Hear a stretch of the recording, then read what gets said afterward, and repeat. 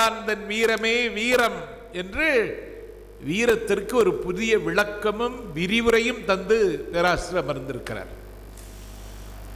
ஔவைக்கு முருகனுக்கு உரையாடல். முருகன் கேட்கிறான் ஔவைட்ட, இனியது என்னதுன்னு. கடைசியில் ஔவை முருகனிடத்தில் சொல்லுகிறாள், கனவிலும் நனவிலும் கற்றோரை காண்பதுதான் இனியது என்று சொல்லி அந்த கான்வர்சேஷன், ஔவைக்கும் முருகனுக்கும் நடந்த உரையாடலை சுட்டி காட்டி, கல்வியே என்கிற அந்த அளக்க முடியாத செல்வத்தை, கடக்க முடியாத தோணியை மாணிக்கவாசகர் அரங்கத்தில் உச்சத்தில் கொண்டு வைத்து கல்வியை அலங்கரித்த பேராசிரியர் கணேசனை நன்றி பாராட்டி, செல்வத்தை திருட முடியும், 3 நிலையாமை இருக்கு. இந்த யாக்கை நிலையாமை கிடையாது. கிடக்கப்படுத்தார் கிடந்தொழிந்தாரேன்னா, நேற்றுக்கு சம்பத்து பேசினானே இன்னைக்கு போயிட்டானா அப்படின்னு செய்தி வந்துடும். செல்வம் நிலையாமை இல்லை, யாக்கை நிலையாமை இல்லை. நிலையாமைன்னு வந்தா செல்வத்தை தான் முதல்ல சொல்லுவான். நேற்றுக்கு இருந்த பணக்காரன் இன்னைக்கு பணக்காரன் இல்லை. நேற்றுக்கு எங்கள் நாஞ்சி நாட்டில் பெரிய பணக்காரர்னா பயணியர்னாங்க. இன்னைக்கு அவங்க நிலைமை ரொம்ப மோசம். இன்னைக்கு புதிய புதிய பணக்காரெல்லாம் வந்துட்டான். அவங்க வீட்டில் இவர் இப்போ வாடகைக்கு இருக்கார் பயணியர். செல்வம் சகடக்கால் மாறி மாறி வரும். அதில் செல்வத்துக்கு சிறப்பு இருக்குன்னு என்னால் சொல்ல முடியலை அப்படின்னு செல்வத்தினுடைய கன்னத்தில் அரைந்து விட்டு உட்கார்ந்துருக்கிற காரணத்தை, அதில் செல்வத்துக்கு சிறப்பு இருக்குன்னு என்னால் சொல்ல முடியலை அப்படின்னு செல்வத்தினுடைய கன்னத்தில் அரைந்து விட்டு உட்கார்ந்திருக்கிற காரணத்தால், செல்வமா வாருங்கள் பேசுவதற்கு மானசீகன்.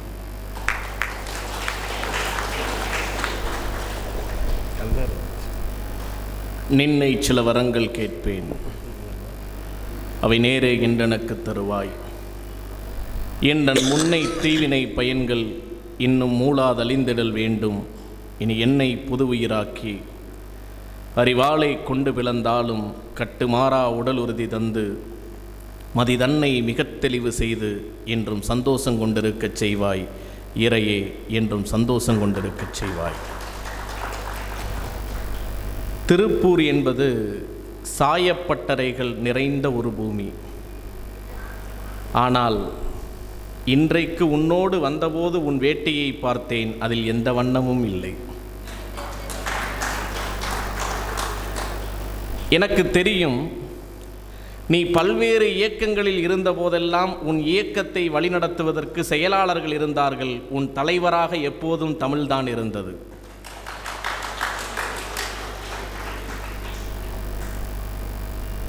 இனி எந்த சின்னத்திற்கு ஓட்டு போடுகிறவர்களும் உன் எண்ணத்திற்கும் ஓட்டு போடுவார்கள். அரங்கத்திற்கு வந்து சிம்புல் பறவையே கூண்டுகளில் அடைபட்டு கிடந்தது போதும், இனி உனக்காக வானம் காத்திருக்கிறது.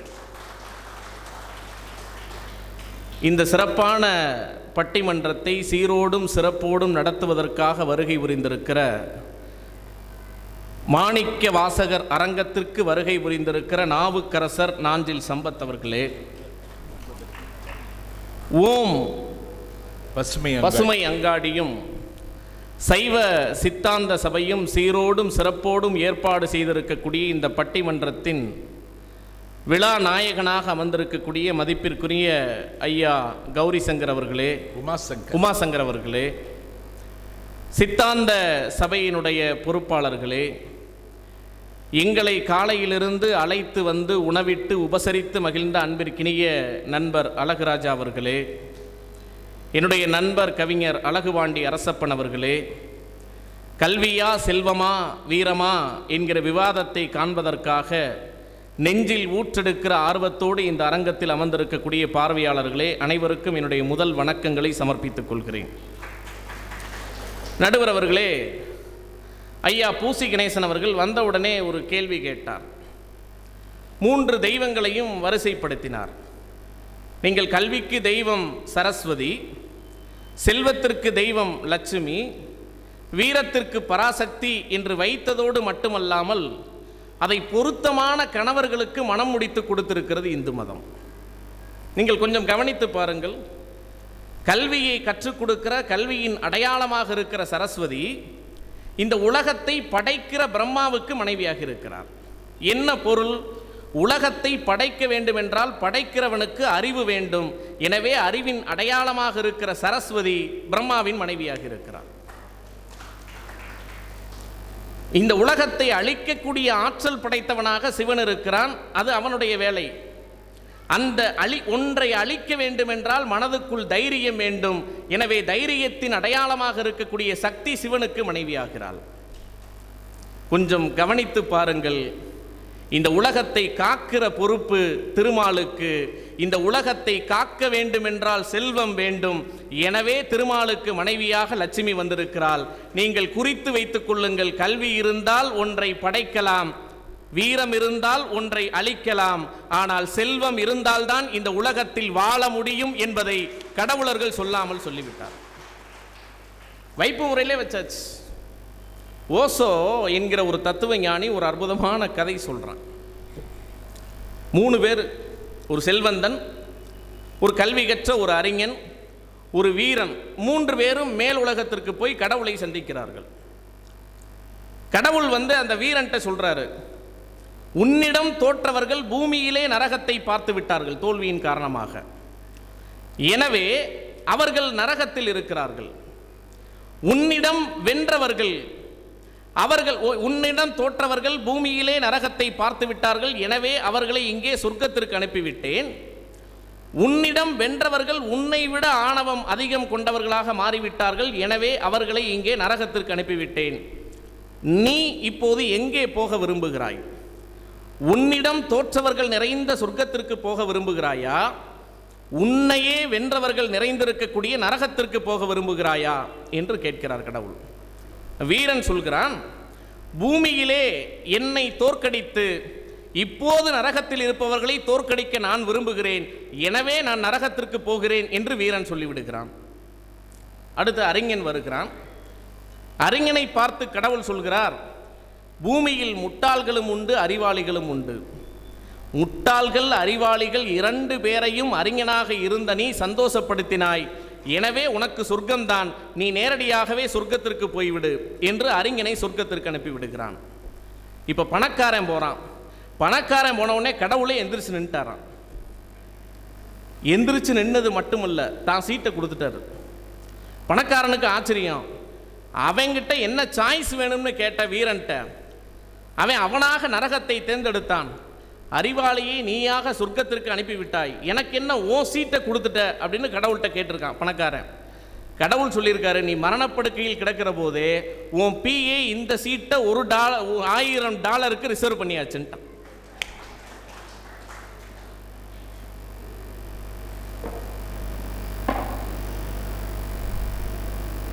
நீங்கள் செல்வத்தினுடைய மரியாதை என்பது, செல்வத்தினுடைய அடையாளம் என்பது, எல்லா இடங்களிலும் செல்லுபடியாகக்கூடிய ஆற்றல் என்பது செல்வத்திற்கு உண்டு.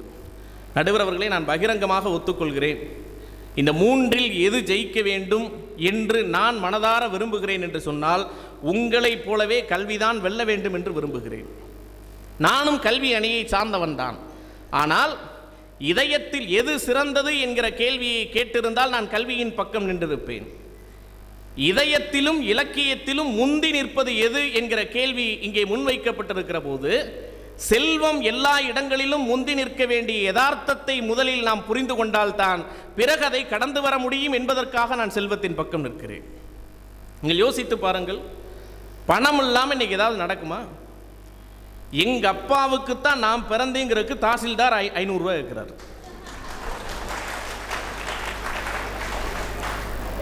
மண்ணும் இமயமலை எங்கள் மலையேன்னு பாரதி பாடினான். ஒரு கவிஞன் எழுதுனா, மண்ணும் இமயமலை எங்கள் மலையே என்று பாரதி பாடியது எங்கள் ஊர் தாசில்தாருக்கு தெரிந்திருக்காது. தெரிந்திருந்தால் அதற்கும் $200 வரி கேட்டிருப்பார்.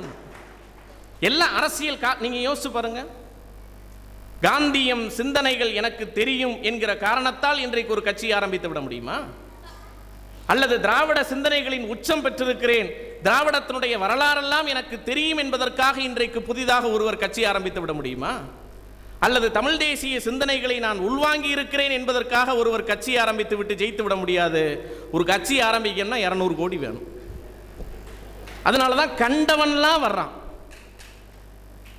வேஷம் கட்டி நிற்கிற நட்சத்திரங்கள் காசு இருக்கிற ஒரே தகுதியில் தான் அரசியல் அரங்கத்தில் தைரியமாக வந்து நிற்கின்றன. ஒரு கவிஞன் அழகா எழுதுனா, திருடினேன் திருடன் என்றார்கள், கொள்ளையடித்தேன் கொள்ளைக்காரன் என்றார்கள், சீட்டு கம்பெனி நடத்தினேன் ஏமாற்றுக்காரன் என்றார்கள், ஹவாலாவில் மோசடி செய்தேன் அயோக்கியன் என்றார்கள், அத்தனையும் மொத்தமாக செய்தேன் எம்எல்ஏவாக்கி அனுப்பிவிட்டார்கள். எல்லா இடங்களையும் அப்படிதான். வாழ்வதற்கு இன்றைக்கு பொருள் என்பது அத்தியாவசியமானதாகி விட்டது. நீங்கள் யோசிச்சு பாருங்க, சிலப்பதிகாரத்தை ஒரு மாமனார் மருமையிட்ட சொல்லியிருக்கார். கல்யாண தண்டைக்கு 100 பவுன் மகளுக்கு போட்டாச்சு.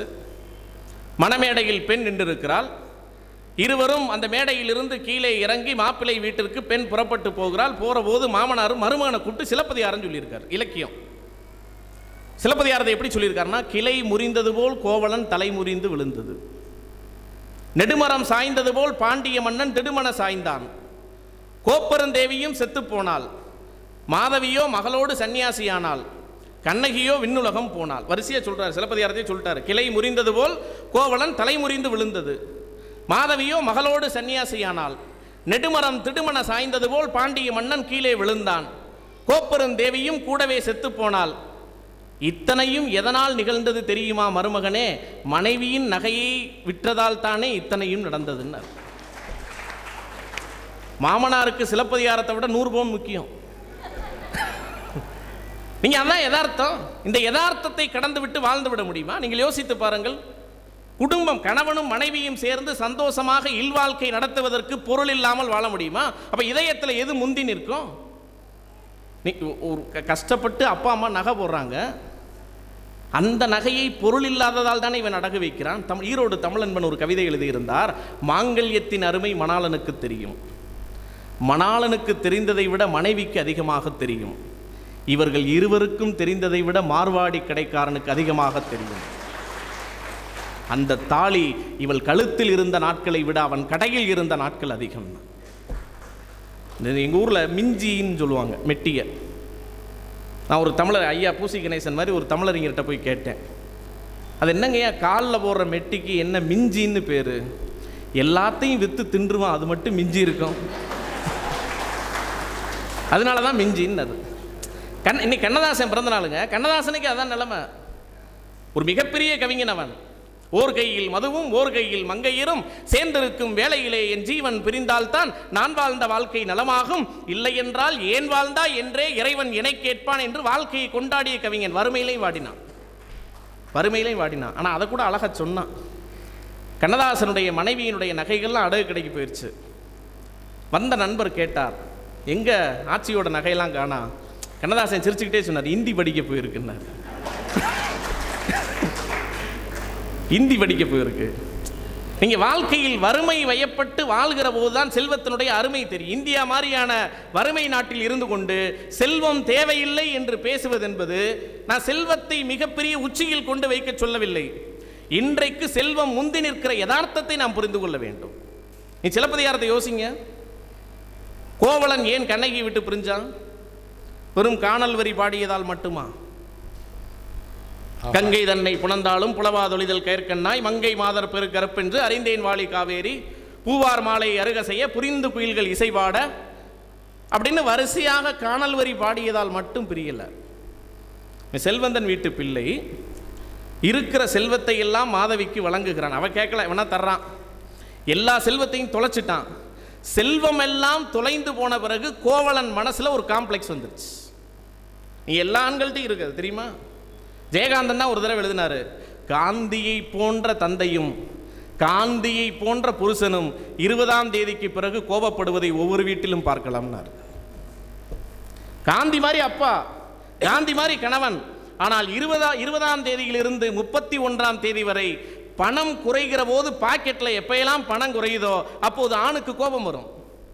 கோவலன் கண்ணகி மாதவி பாடிய பாடலை தவறாக புரிந்து கொண்டதற்கு பின்னால் தன்னிடம் செல்வம் இல்லையே என்று அவன் உருவாக்கி கொண்ட அந்த சிந்தை இருக்கிறது என்று சிலப்பதிகாரம் சொல்லாமல் சொல்லுகிறது. ஆஹா, இங்கே கடவுள்கிட்ட என்ன வேண்டுறாங்க நீ யோசிச்சு பாருங்க. ஒருத்தர் ஒவ்வொன்று வேண்டலாம். சொல்லடி சிவசக்தி, என்னை சுடர்மிகும் அறிவோடு படைத்து விட்டாய், வல்லமை தாராயோ இந்த மாநிலம் பயனுற வாழ்வதற்கென நம்மெல்லாம் வேண்டுறோம். ஐயா பூசி கணேசனையா வேணா அப்படி வேண்டலாம் இல்லையா? எல்லாரும் அப்படி வேண்டதில்லை. இப்போ நம்முடைய நடுவர் நாஞ்சில் சம்பத் அவர்களுக்கு சிலப்பதிகாரம் தெரியும், கம்பராமாயணம் தெரியும், சங்க இலக்கியம் தெரியும், ஷேக்ஸ்பியர் தெரியும், சைவ சித்தாந்தம் தெரியும்.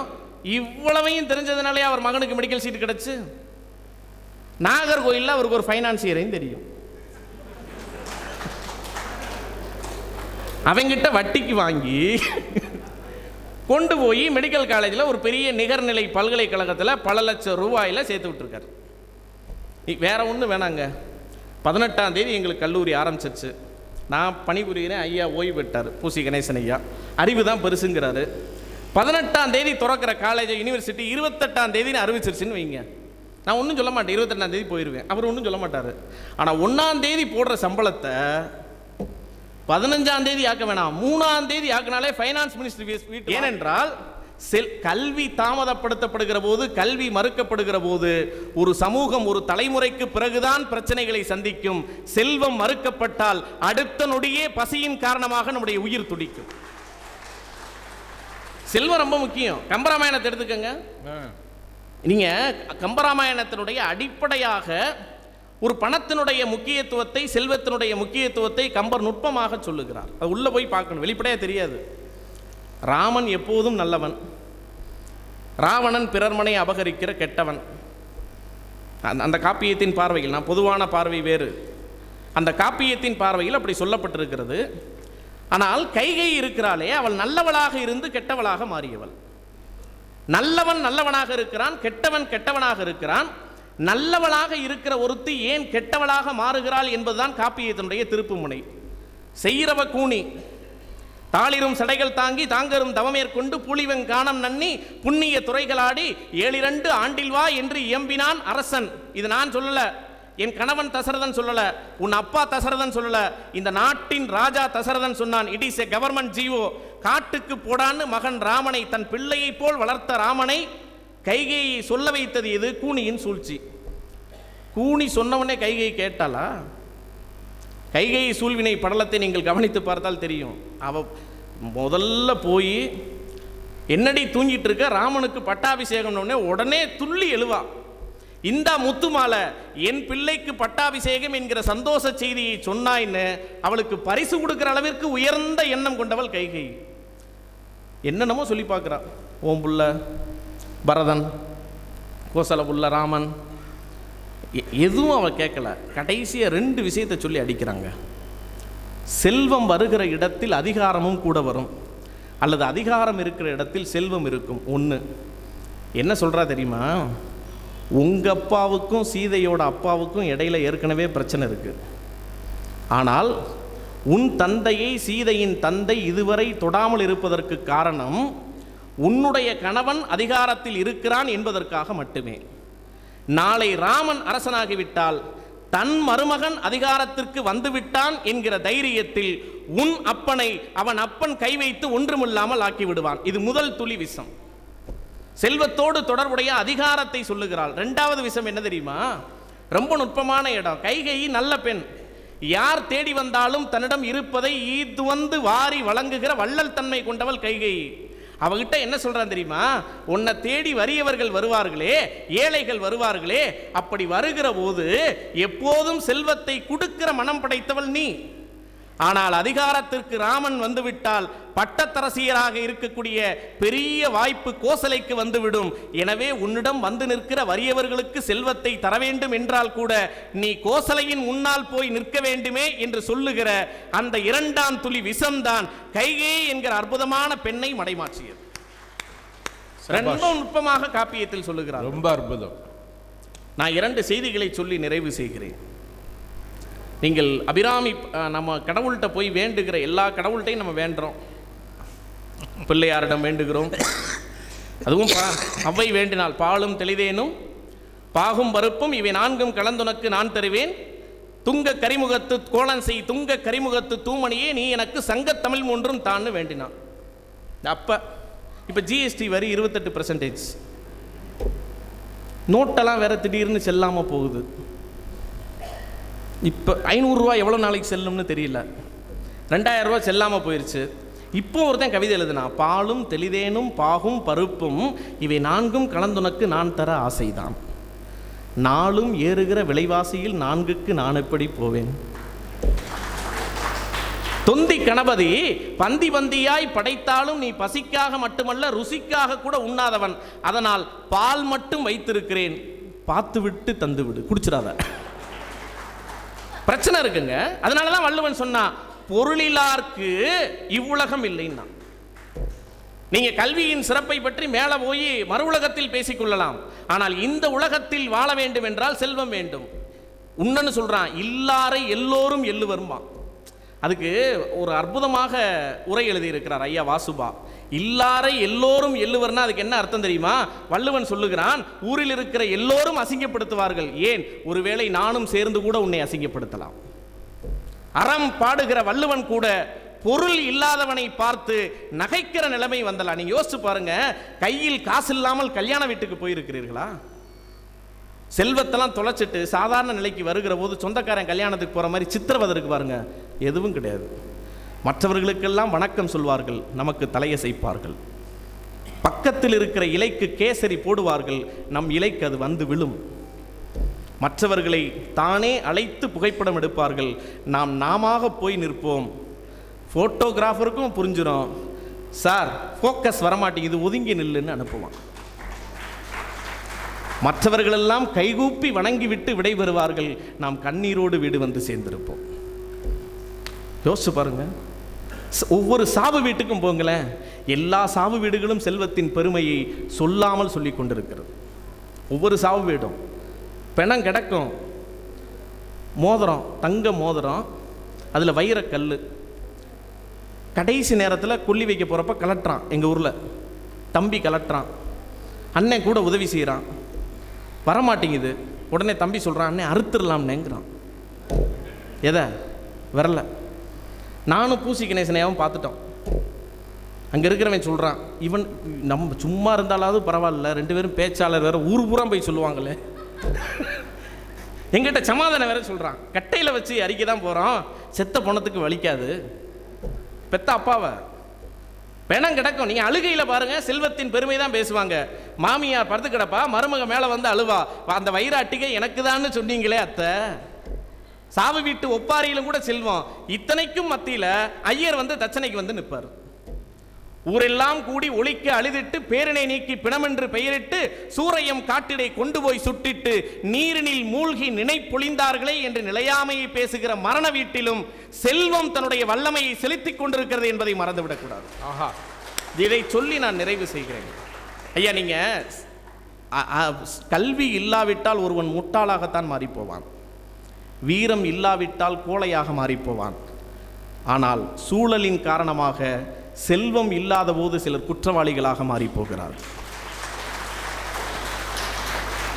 பசிக்காக திருடுறானே, பசி திருட வைக்கிறதே. பொன்னகரம் அப்படிங்கிற ஒரு அற்புதமான கதையை புதுமை பித்தன் எழுதியிருப்பார். கணவன் மரணப்படுக்கையில் கிடப்பான், இழுத்துட்டு கிடப்பான்.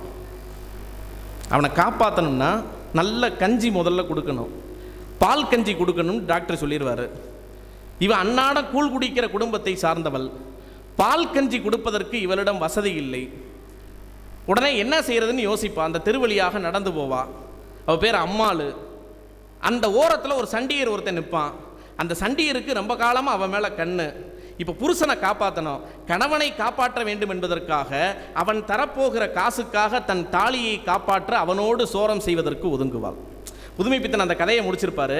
கற்பு கற்பு என்று கதைக்கிறீர்களே, இதுதான் ஐயா பொன்னகரம்.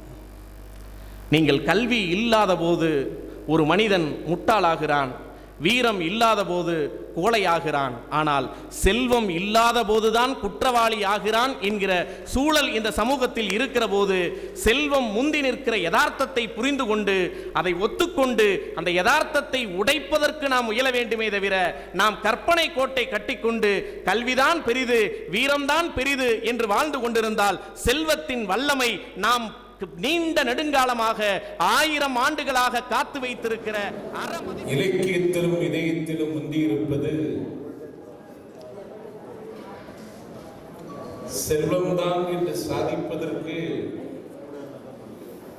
இலக்கிய வீதியிலே பயணம் செய்தார் பேராசிரியர் மானசீகர். கல்விதானே உன்னதமானது, கல்விதானே உயர்வானது, யாதாரம் நாடாமால் ஊராமால் சாங்குனையும் கல்லாதவாறு என்று வான்புகழ் வள்ளுவரே சொல்லுகிறானே. கல்விக்கு பக்கம்தானே நான் கவரி வீச வேண்டும் என்று கருதி இருந்தால் கைகையினுடைய தூய சிந்தையும் சிரித்தது நான் கப்பல்.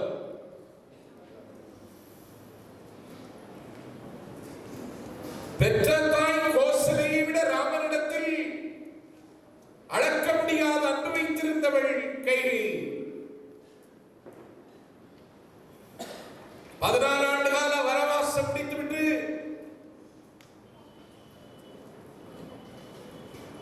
தம்பியும் அண்ணனும் அயோத்தி நகரம் மீண்ட பொழுது